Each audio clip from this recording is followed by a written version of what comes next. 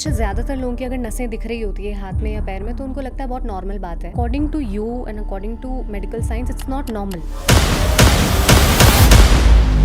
तो नॉर्मल नसें भी दिखती हैं जब वो एबनॉर्मली दिखने लगे या गुच्छों के फॉर्म में होने लगे या फिर एसोसिएटेड सिम्टम्स उनके साथ, जैसे कि पैर लटका के रखने पे पैरों में सूजन आ जाना, लंबे टाइम खड़े रहने पे या डेस्क जॉब करने में पैरों में सूजन आ जाना। लेकिन डेस्क जॉब तो सभी की है और पैर लटका के सभी लोग बैठते हैं। जब पैर लटके हुए रहते हैं तो नुकसान ये है कि ग्रेविटी तो ब्लड को नीचे पुल कर रही है और जो हमारा काफ पंप है दैट इज इनएक्टिव कि वो ऊपर पुश नहीं कर पा रहा। मैंने ज़्यादातर लोगों में फील किया, इनफैक्ट मेरे साथ भी ऐसा होता है कि अगर मैं पैर बहुत देर लटका कर रख ली तो पैर सो जाता है। Is this also symptom? So how do we choose our surgeons wisely? जो एक ट्रेंड होता है कि हमने जान पहचान वालों के पास गए दिखाने, उसको छोड़ के हम क्वालिफिकेशन देख के चूज करेंगे। Hi, this is RJ छवि। कुछ बीमारियां ऐसी होती हैं जो बहुत कॉमनली स्प्रेड हो रही हैं लेकिन लोगों को अभी भी उनके बारे में नहीं पता है, और उनमें से एक बीमारी है वीनस डिजीज, जो कि वेन्स की वजह से होती है। अगस्त में हम लोग ऑब्जर्व करते हैं वैस्कुलर डे, और आज इसी बारे में हम लोग खास बातचीत करने वाले हैं। हमारे साथ में मंगलम प्लस पेडिसिटी हॉस्पिटल से जुड़े हैं peripheral vascular surgeon doctor Ashish Aeron. Welcome sir. Sir, पहले तो मैं आपसे ये जानना चाहूँगी कि पेरिफेरल वैस्कुलर सर्जन, ये नाम हम बहुत कम सुनते हैं, तो ये क्या आप लोगों का काम, what is your specialisation, what do you do basically? So peripheral vascular surgeons are the surgeons जो कि ब्लड वेसल्स से डील करते हैं। ओके। और ये ब्लड वेसल्स होती है हार्ट और ब्रेन को छोड़ के। सो बाकी बॉडी पार्ट्स जैसे हो गए, हाथों में ब्लड सप्लाई चाहिए, पैरों में चाहिए, आंतों को ब्लड सप्लाई चाहिए, किडनीज को चाहिए। So other than brain and heart, जो भी ब्लड वेसल्स होती है उनकी बीमारी को डायग्नोज करना और क्या टेस्ट उनके लिए करने हैं, क्या उनके लिए कोई एंडोवैस्कुलर इंटरवेंशन चाहिए जैसे कि स्टेंटिंग, या फिर कोई उनको सर्जिकल बाईपास चाहिए, या सिर्फ उनको मेडिकल मैनेजमेंट पे मैनेज करना है। So this is a specialised field which is a very upcoming field, because as the disease spectrum is increasing और स्पेशलाइजेशन का वैल्यू इंक्रीज हो रहा है। बिकॉज अगर हम वही चीज़ रिपीटेडली करते हैं so we are able to give much better results than commoners. So for that peripheral vascular surgeons deal with blood vessels of body other than heart and brain. अच्छा, lifestyle disorder से deal करने के लिए तो बहुत सारी चीज़ें हमें सिखाई जाती हैं, बट ये जिस टॉपिक पे हम बात कर रहे हैं ये एक नया टॉपिक है, तो क्या ये समझें कि वेन्स का भी ख्याल अलग से हमें रखना पड़ेगा? यस, वीनस हेल्थ बहुत इंपॉर्टेंट है, वेन्स की हेल्थ बहुत इंपॉर्टेंट है। और जो एस्टिमेट है इंडिया में बर्डन ऑफ डिजीज़ का, that is 15 to 20% of Indian population is suffering from some kind of venous disease, जिसमें दो मेन कैटेगरी हम बोलेंगे, varicose veins and deep venous thrombosis, जिसमें वेन्स का ब्लड फ्लो अफेक्ट होता है और पैरों में दर्द बना रहता है, पैरों में सूजन बनी रहती है। और भी सिम्टम्स होते हैं जैसे पैरों में कलर चेंज हो जाना, पिगमेंटेशन हो जाना, पैरों में घाव लंबे समय तक सही ना होना। So burden of disease is huge, लेकिन पेशेंट आइडेंटिफाई नहीं कर पाते कि ये उनको वेन्स की वजह से हो रहा है। That's why it is very important to create awareness and लोगों को ये पता चले कि ये बीमारी ठीक करी जा सकती है।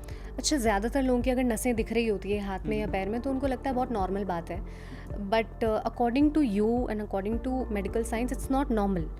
तो मैं समझना चाहती हूँ कि इससे ज़्यादा और क्या सिम्टम्स होते हैं?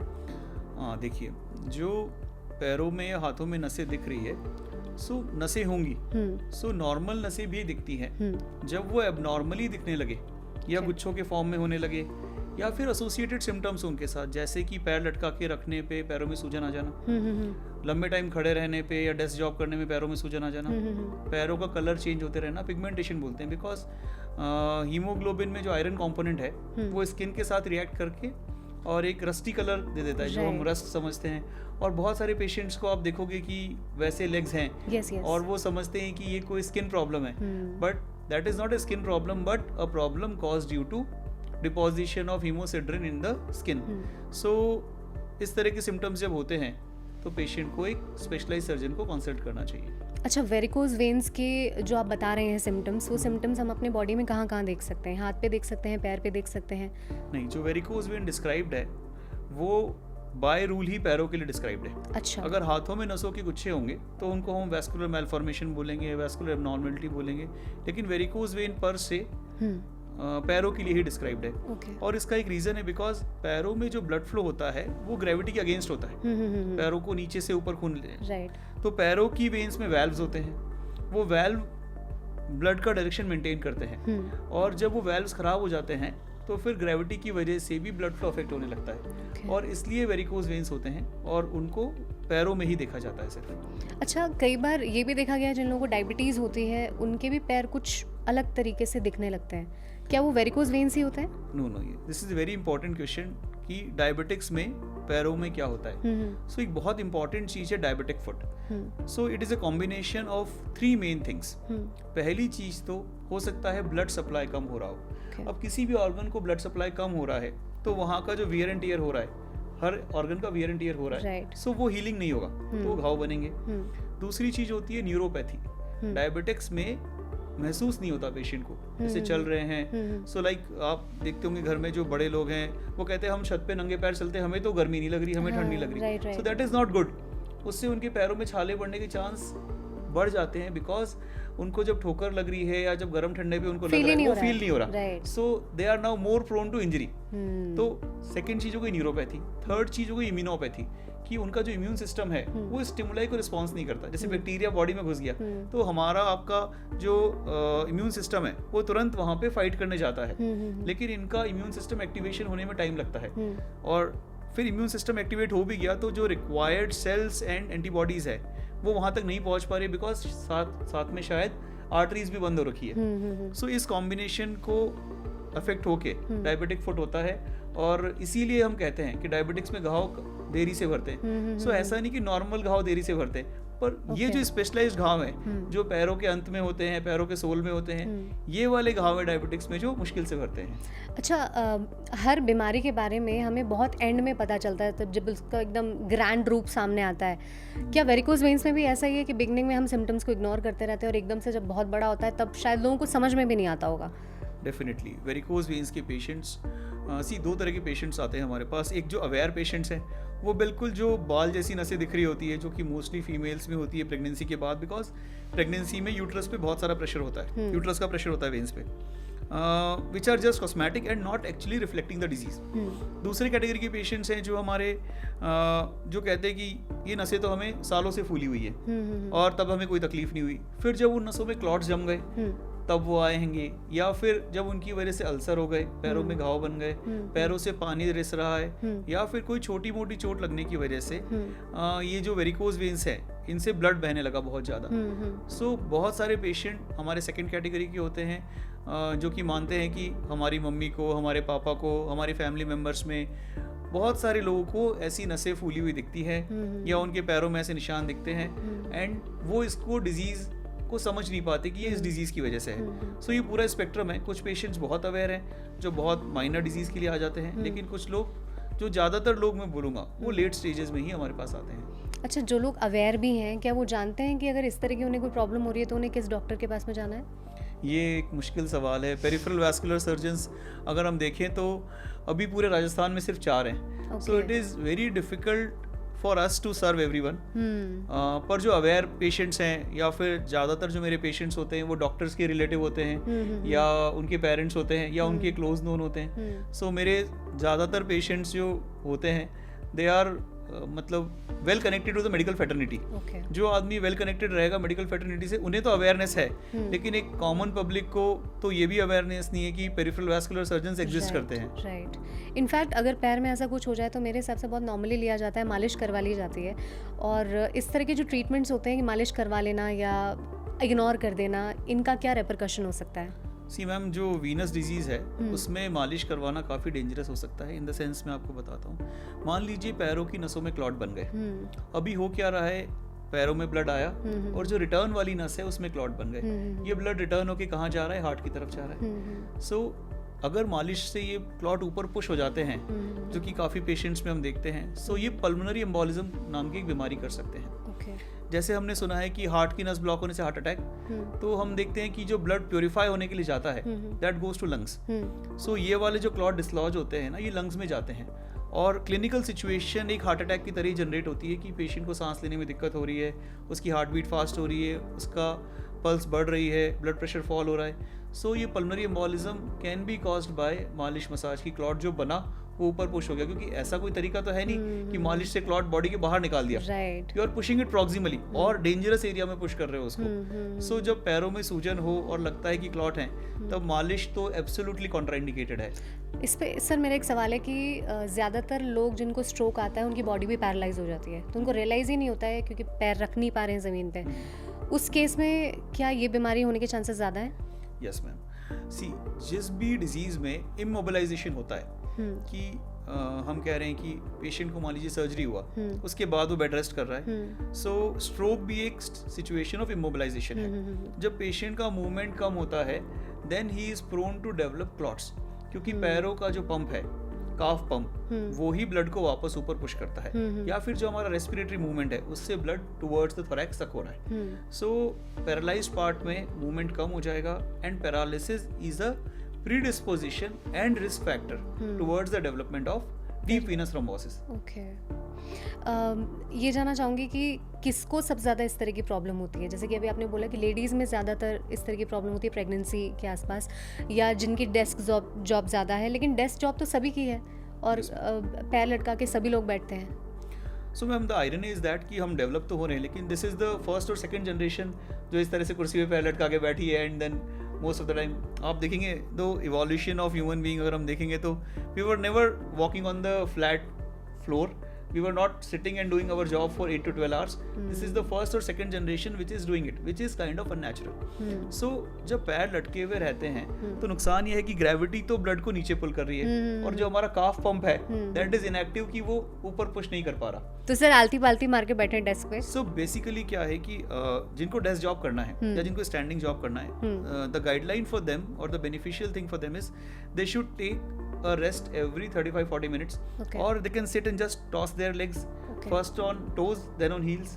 They can take a small walk और थोड़ा हाइड्रेटेड रहें, पानी ज़्यादा पिए और बीच में स्ट्रेच कर ले, थोड़ा सा डीप ब्रीदिंग करें, सो दैट एक वापस फ्लो ऑफ ब्लड चालू हो गया।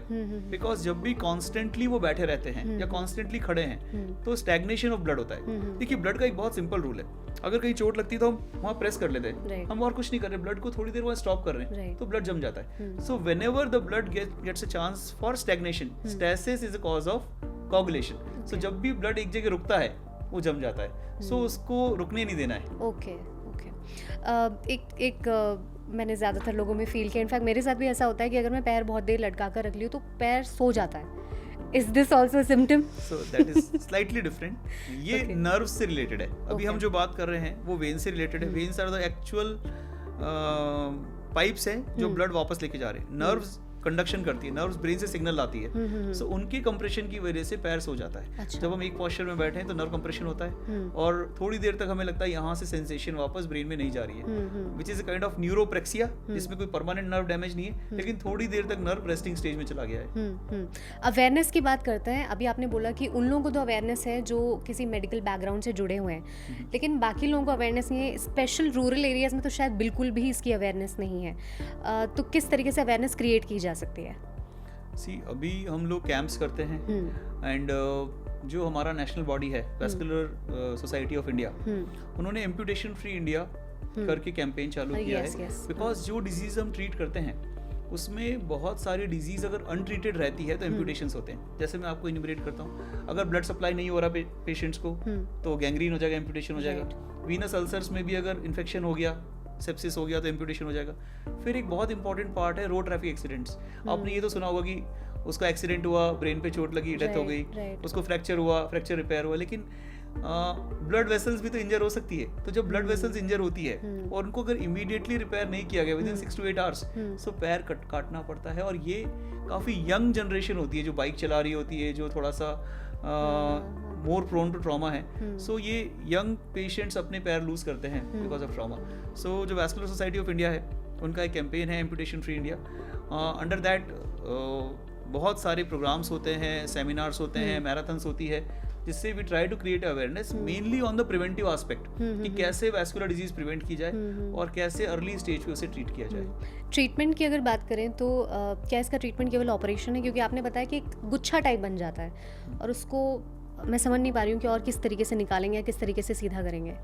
मैम ये क्या होता है, ये डायलेटेड ब्लड वेसल्स हैं, जो नस अपने रूप से ज़्यादा बड़ी फूल गई हैं और ये रिफ्लक्स की वजह से हो रहा है क्योंकि उनका direction of blood flow reverse हो चुका है। अभी जो मॉडर्न टेक्नोलॉजीज हैं उसमें बिना कट चीरे के ये सर्जरी संभव है, स्पेशली वेरिकोज वेन की सर्जरी। इसमें एक छोटा सा हिस्सा सुन किया जाता है, अंगूठे के टिप जितना, और उसके बाद एक नीडल के माध्यम से लेजर फाइबर डाला जाता है और जो लीकेज पॉइंट्स हैं, जो मैं बता रहा था कि वाल्व खराब हो जाते हैं, उन वाल्व्स को और लीकेज पॉइंट्स वाली नसों को सील कर दिया जाता है और पेशेंट सेम डे चलना फिरना, घर जाना कर सकता है। अच्छा। ये बात हुई वेरिकोज वेन्स की।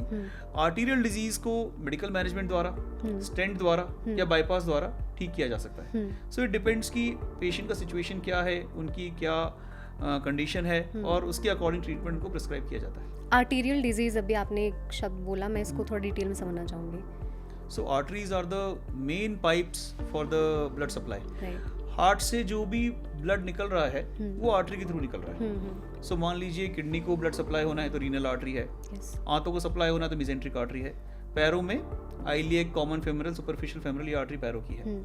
इनमें किसी भी कारण ब्लॉकेजेस हो सकते हैं, जैसे कि एजिंग के साथ आर्थरोस्क्लेरोसिस हो रहा है, जो कोलेस्ट्रॉल जमना हम कॉमन भाषा में बोलते हैं, वो एज के साथ कोलेस्ट्रॉल जम रहा है और ब्लड वेसल धीरे धीरे ब्लॉक हो रही है। सेकेंड चीज होता है एम्बोलिज्म या थ्रोम्बोएम्बोलिज्म, जिसमें क्लॉट किसी और पार्ट ऑफ बॉडी में बनता है और ट्रैवल करते हुए किसी ऑर्गन की नस में फंस जाता है। इस केस को तुरंत नस को खोलना जरूरी है। एक फोगाटी कैथेटर के द्वारा, बलून के द्वारा क्लॉट निकाला जाता है। पैरों की नसों को खोलने के लिए बाईपासेस भी किए जाते हैं कि जो सेगमेंट बंद है उसको नॉर्मल सेगमेंट से जोड़ा जाए बाय बाईपास, और उस सेगमेंट में स्टेंट भी डाले जाते हैं। So it is very important to restore the blood early and completely, और ये सारा पैर बचाने के लिए काम करता है। लेकिन इसका पता कैसे लगाया जाए कि इस तरह की प्रॉब्लम हमारे बॉडी के अंदर हो रही है? ठीक है। सो अगर पेशेंट को इस तरह के सिम्टम्स हो रहे हैं, जैसे कि चलने पे पैरों में दर्द हो जाना, ब्लड सप्लाई जब कम होता है तो पैरों की मांसपेशियां जल्दी थक जाती हैं, या फिर कोई घाव है जो लंबे समय तक नहीं भर रहा है, या पैर नॉर्मल से ज़्यादा ठंडे रहते हैं, पेशेंट्स को लगेगा कि पहले तो पैर ऐसे ठंडे नहीं रहते थे, अब रहते हैं, या फिर पैरों में कोई नीले काले निशान हो जाना, नाखून के आसपास बार बार इन्फेक्शन हो जाना, घाव लंबे समय तक नहीं भरना, ये सारी निशानियां होती है कि पैरों में ब्लड सप्लाई कम हो रहा है। अगर वो एग्जामिन करवाते हैं तो डॉक्टर देखता है कि उनकी पल्सेस नहीं आ रही पैरों की, जैसे हम नब्ज देखते हैं हाथ में, ऐसे ही पैरों में भी डोर्सालिस पीडियस आर्टरी और पोस्टीरियर टिबियल आर्टरी को फील किया जाता है, और उसमें ब्लड सप्लाई अगर कम है then we go for further tests. Okay, further tests में क्या क्या? बहुत इंपॉर्टेंट है इसमें कलर डॉपलर एग्जामिनेशन, जिसमें पैरों की सोनोग्राफी के माध्यम से नसों का ब्लड फ्लो चेक किया जाता है। कोई एरिया ऑफ स्टेनोसिस या ऑक्लूजन, सिकुड़न या बंद वाले एरिया को जांचा जाता है, और उसके लिए क्या ट्रीटमेंट बेस्ट है, क्या smoking caseation, cholesterol control, diabetes control करवाना है, या कोई इंटरवेंशन की जरूरत है, वो डिसाइड किया जाता है। जैसा कि आपने बोला कि राजस्थान में केवल 4 डॉक्टर्स हैं जो पेरिफेरल वैस्कुलर सर्जन हैं, तो मंगलम प्लस मेडिसिटी हॉस्पिटल इस बार 6 अगस्त को क्या कुछ प्लान कर रहा है? इस बार 6 अगस्त को हम नेशनल वैस्कुलर डे मना रहे हैं, for which we are launching our diabetic foot clinic. उसके बाद एक छोटा सा प्रेस रिलीज है हमारा, जो भी हमने round the clock, round the year जो हमने एक्टिविटीज़ करी है, जो पैर बचाए हैं या जो कॉम्प्लेक्स केसेस किए हैं जी। उसके अलावा हम छोटा सा एक जो हमारे पेशेंट्स हैं जो उनका फीडबैक हम लेने की कोशिश करेंगे कि कैसा उनको हमारा सर्विसेज लगा एंड क्या इम्प्रूवमेंट हम अपने आप में कर सकते हैं। So it is a time for introspection and progress, and उसके अलावा हमने कुछ अवेयरनेस के लिए कैंपेन्स प्लान किए throughout the week. So it is not just the vascular day which we are celebrating on 6 August, we are celebrating complete vascular week, जिसमें हम 3 अगस्त को आर्टरीज के बारे में जानकारी देंगे, 4 अगस्त को वेन्स के बारे में, 5 अगस्त को हम डायबिटिक फुट के बारे में बात कर रहे हैं, 6 अगस्त को एओर्टा के बारे में, 7 अगस्त को कैरोटिड आर्टरी डिजीज के बारे में, एंड 8 अगस्त को हम डायलिसिस एक्सेस के बारे में बात कर रहे हैं। So these are the spectrum which we are covering on vascular day, और this is mainly for awareness and improvement. अभी आपने एओर्टा की बात की है तो मैं जानना चाहूँगी उसके बारे में। सी एओर्टा हमारी सबसे बड़ी नस है जो हार्ट से खून लेके निकलती है। थोरैसिक एओर्टा होती है, फिर एब्डोमिनल एओर्टा होती है, और ऑलमोस्ट नाभि के लेवल पे या उससे थोड़ा नीचे, ये 2 पार्ट में डिवाइड हो जाती है जो पैरों को ब्लड सप्लाई करती है। सो एओर्टा एक मेन नस है बॉडी की, जिसमें कई तरह की डिजीज हो सकती है because very high pressure blood इसमें जाता है। एन्यूरिज्म्स हो जाते हैं। एन्यूरिज्म मींस नॉर्मल से 1.5 गुने से ज्यादा डायलेट हो जाना नस को, फूल गई है नस काफी। अब जो ब्लड सप्लाई है वो नॉर्मल की तरह ना होके एबनॉर्मल ब्लड सप्लाई होता है। दूसरी चीज, ये नस फट सकती है अच्छा। इसके अलावा डिसेक्शंस होते हैं, एओर्टा कई लेयर्स की बनी होती है, उन लेयर्स का डिसेक्शन हो जाना एओर्टिक डिसेक्शन कहलाता है। और इसी तरह से जो स्मोकर्स होते हैं या जिनका कोलेस्ट्रॉल कंट्रोल नहीं होता, उनको एओर्टा में डिजीज़ होती है जिसको ऑक्लूसिव डिजीज ऑफ एओर्टा बोलते हैं, एंड वहाँ से ब्लड सप्लाई बाकी ऑर्गन्स को कम हो जाता है। डायलिसिस एक्सेस के बारे में आपने बात की थी, मैं थोड़ा जानना चाहूँगी इसके बारे में।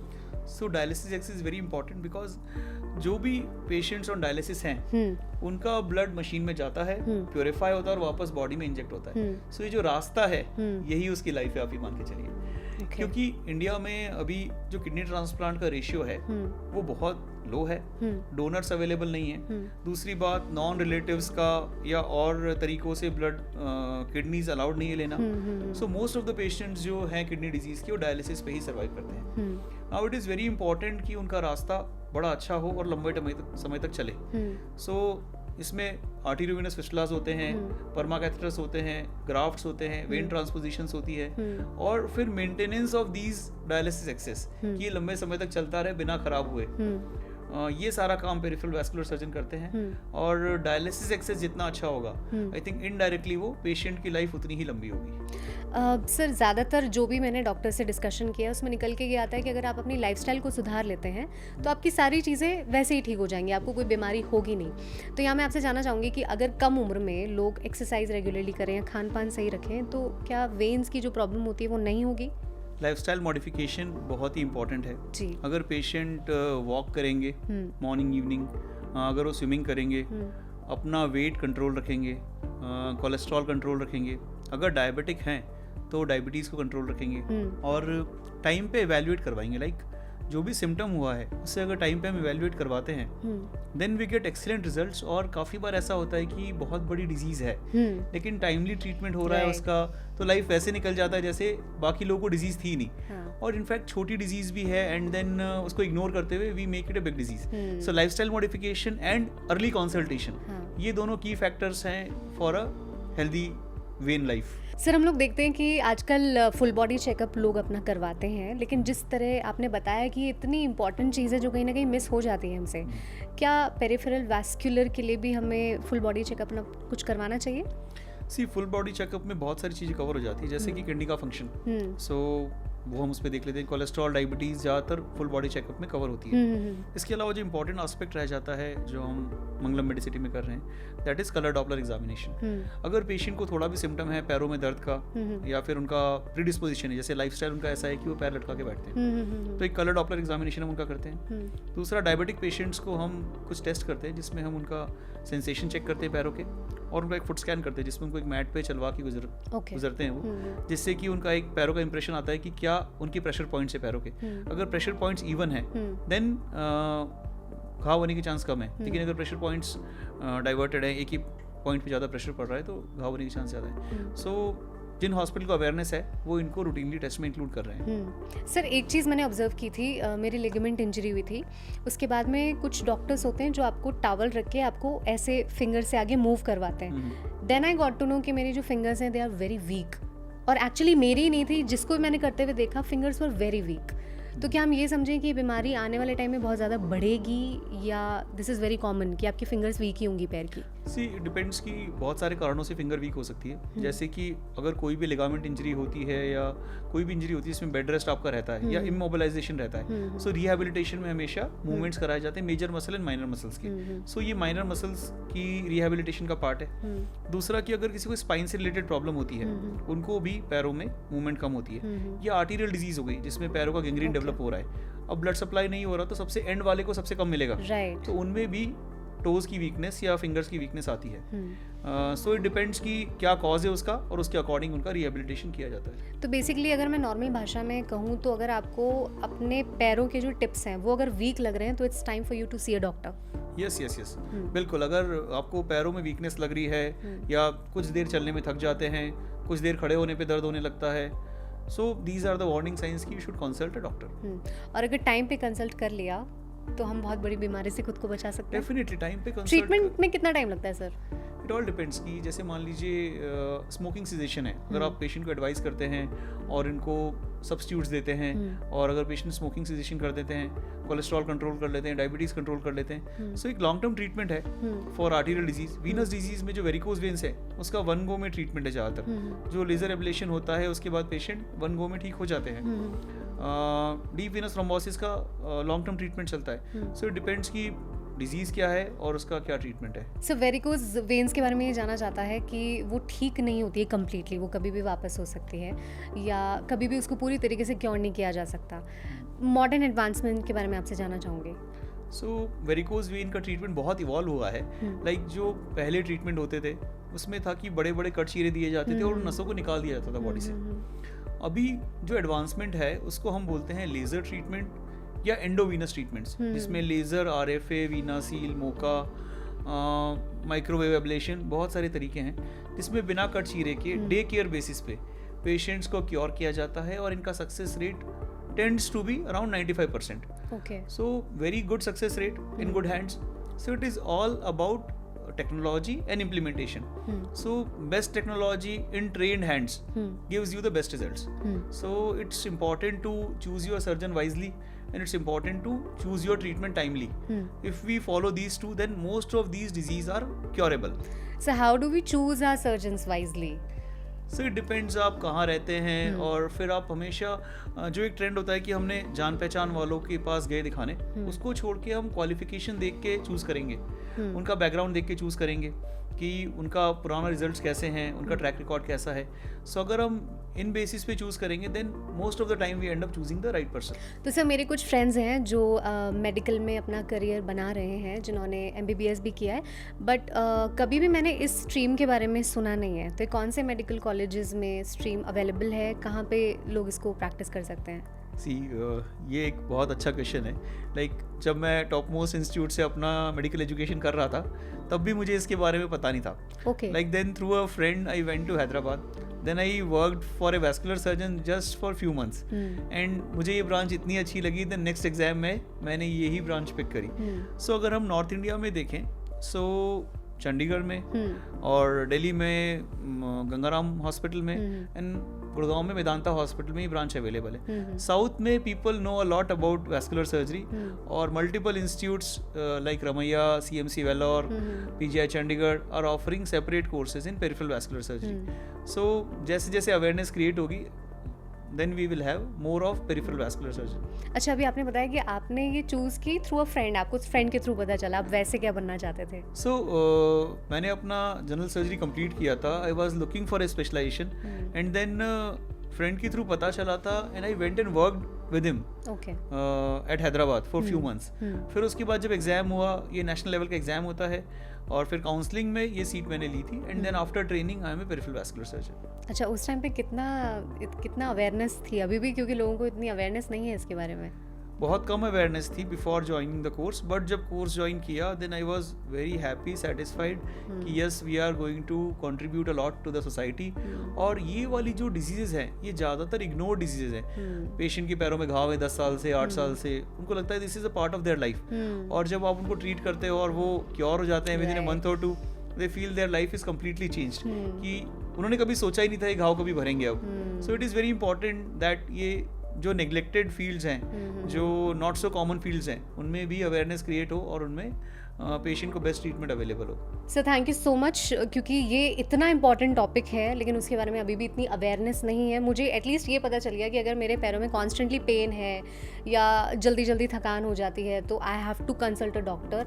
और मुझे ऐसा लग रहा है कि हमारे घर की लेडीज़ जो हैं वो सबसे ज़्यादा इग्नोर करती है इस चीज़ को। So it's time for them to understand.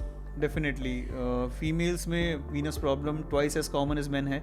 और काफ़ी बारी बहुत स्मॉल इंटरवेंशन से, जैसे कंप्रेशन स्टॉकिंग्स, पैर के नीचे तकिया लगा के सोना, या स्मॉल अमाउंट ऑफ मेडिसिन जो कि हार्मलेस है, उनसे ठीक हो जाती है, और इग्नोर करते रहने से बढ़ती रहती है। Thank you so much sir, हमें इतने इंपॉर्टेंट टॉपिक पे बात करने के लिए, एंड आई विश कि I have you again to understand more deeply and to talk about more such topics जो कि लोगों को पब्लिकली इतना ज़्यादा भी पता नहीं है। Thank you so much sir. Thank you for having me. Thank you so much.